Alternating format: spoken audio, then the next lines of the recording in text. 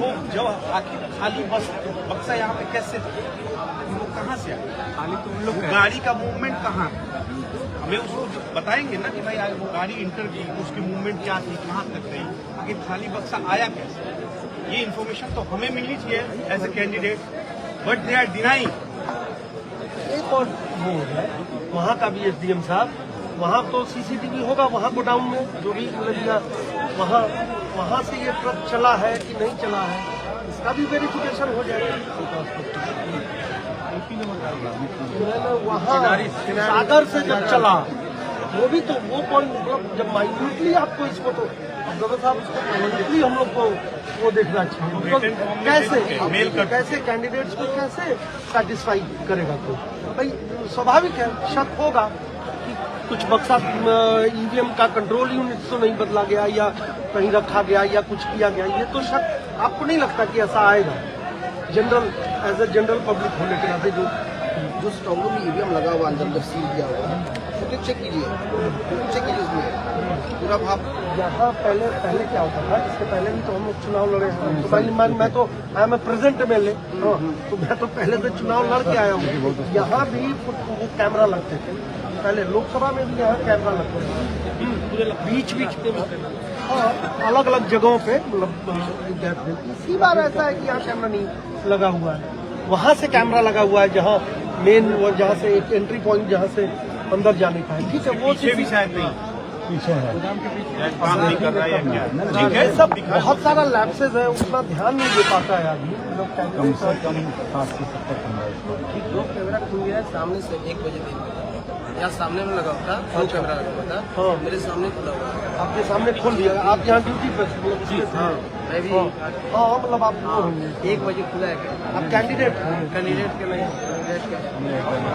हाँ एक camera 2 camera यहाँ से हट गया। क्यों खुला? 2 बजे के बाद ही सीसीटीवी का कुछ प्रॉब्लम यहाँ हुआ है। किसके परमिशन से खुला सर कैमरा? यहाँ पर सर एनडीए समर्थित उम्मीदवारों को जिताने के लिए जिला प्रशासन द्वारा एक भारी कुकृत घिनौना कुकृत किया गया है।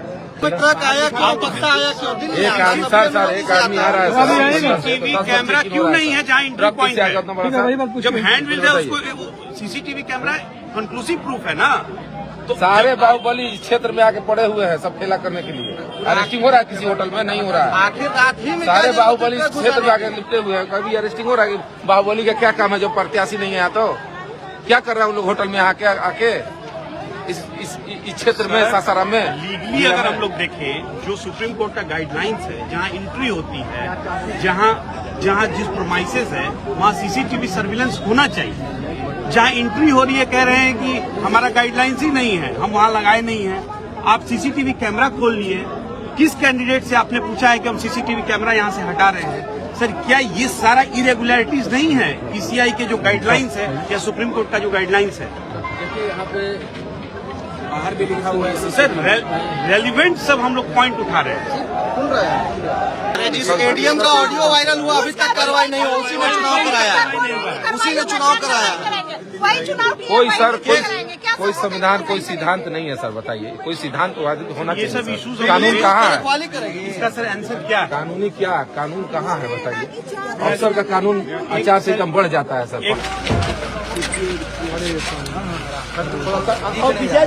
हमने तो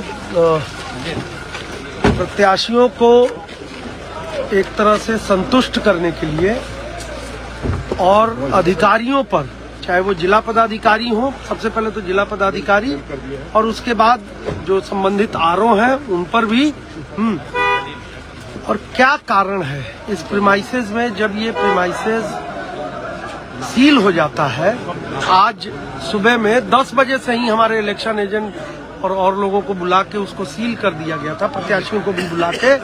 उसके बाद कोई अनाधिकृत गाड़ी, ऐसा वाहन जो कि कुछ वैसा रखा है, बक्सा रखा, ईवीएम का बक्सा, कंट्रोल यूनिट का बक्सा, तो कैसे प्रशासन, मतलब ये काम ऑब्जर्वर का है, तो ऑब्जर्वर, चुनाव आयोग के ऑब्जर्वर कैसे संतुष्ट करेंगे प्रत्याशियों को और क्या कार्रवाई करेंगे, इसके लिए एक पत्र दिया गया है उनको, जनरल ऑब्जर्वर को, जो वरीय जनरल ऑब्जर्वर है इस पूरे जिले में। हालांकि जनरल और जो सामान्य प्रेक्षक होते हैं हर विधानसभा के अलग अलग होते हैं।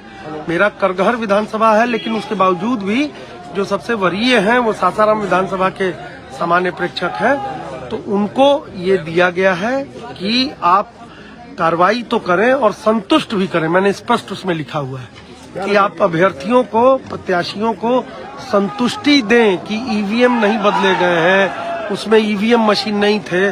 डीएम ने जो जांच किया वो तो बहुत देर के बाद हुई ना, वो तो 2-3 घंटे के बाद की कार्रवाई थी, 2.5 घंटे के बाद की कार्रवाई। क्या स्ट्रांग रूम आप लोग को, जहां ईवीएम पहले से रखा है मतदान के बाद का, वो आप लोग को विजिट कराने के आश्वासन दिया गया कि आप सारे प्रत्याशी को स्ट्रांग रूम दिखाया जाएगा? वो तो सुबह का 10 बजे 11 बजे का कार्यक्रम था कि जो सील वील किया गया।